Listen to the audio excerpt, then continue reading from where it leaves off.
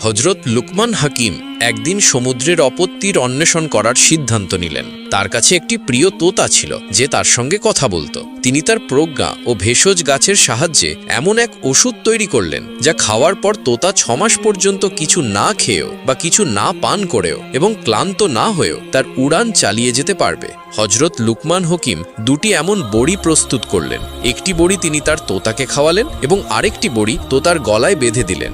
এরপর তোতাকে উপদেশ দিলেন, 6 মাস পর্যন্ত তুমি যেন কোনো ক্লান্তি ছাড়াই, কোনো ক্ষুধা বা তৃষ্ণা ছাড়াই উঠতে পারো। এই বড়িটি তোমাকে সেই শক্তি দেবে। আর সাথে এই উপদেশও দিলেন, যদি কখনো তোমার ক্ষুধা, তৃষ্ণা বা ক্লান্তি অনুভূত হয় তাহলে সঙ্গে থাকা দ্বিতীয় বড়িটি খেয়ে সেখান থেকেই ফিরে আসবে আর সামনে এগোবে না। তোতা হযরত লুকমান হাকিমের কাছ থেকে অনুমতি নিল এবং সমুদ্রের দিকে উড়ে গেল। তোতা টানা 6 মাস ধরে উড়ে চলল, কিন্তু এখনো সমুদ্রের অপর প্রান্ত খুঁজে পেল না। 6 মাসেরও বেশি সময় ধরে উড়ে যাওয়ার পর সে ক্ষুধা, তৃষ্ণা ও ক্লান্তি অনুভব করতে শুরু করলো। কিন্তু যতদূর সে এসেছে ততদূর পর্যন্ত সমুদ্রের তীরে বা তার মধ্যে কোথাও একটি পাথর বা শিলা চোখে পড়ল না যেখানে বসে সে কিছুক্ষণ বিশ্রাম নিতে পারবে। কিছুটা আরও সামনে যাওয়ার পর অবশেষে সমুদ্রের মধ্যে একটি শিলা চোখে পড়ল। তোতা সেখানে গিয়ে বসে পড়ল, কিন্তু আসলে সেটি কোনো শিলা ছিল না, বরং একটি বিশাল মাছ ছিল। তবে তোতা তখনও বুঝতে পারেনি যে এটি শিলা নয়, মাছ। কিছুক্ষণ পরে মাছটি সামান্য নড়াচড়া করল।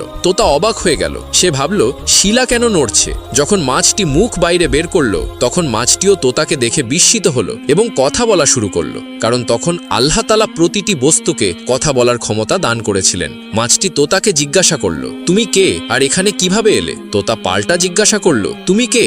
মাছ বলল, আমি এই সমুদ্রের এক প্রাণী। তোতা অবাক হয়ে বলল, আমি আমার জীবনে এত বড় কোনো প্রাণী কখনো দেখিনি। তারপর বলল, আমি হযরত লুকমান হাকিমের তোতা। হযরত লুকমান হাকিম আমাকে সমুদ্রের অপর তীর খুঁজে বের করার জন্য পাঠিয়েছেন। আমি অনেক দূর ভ্রমণ করেছি, কিন্তু এখনো পর্যন্ত সমুদ্রের অন্য প্রান্ত খুঁজে পাইনি। এখন আমি খুব ক্লান্ত এবং এর চেয়ে আর এগোতে পারছি না। তুমি কি জানো সমুদ্রের অপর প্রান্ত কোথায়? মাছ বলল, আগে তুমি আমাকে বলো, তুমি এখানে কিভাবে এলে?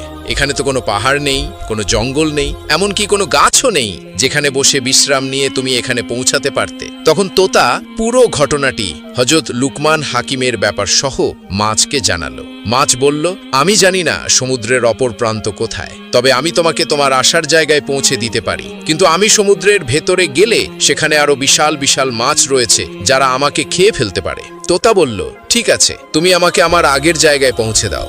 মাছ বলল, আমার পিঠে উঠে বসো। তোতা তাই করল, মাছের পিঠে উঠে বসলো। চোখের পলকে মাছ তোতাকে সেই জায়গায় পৌঁছে দিল যেখান থেকে সে যাত্রা শুরু করেছিল।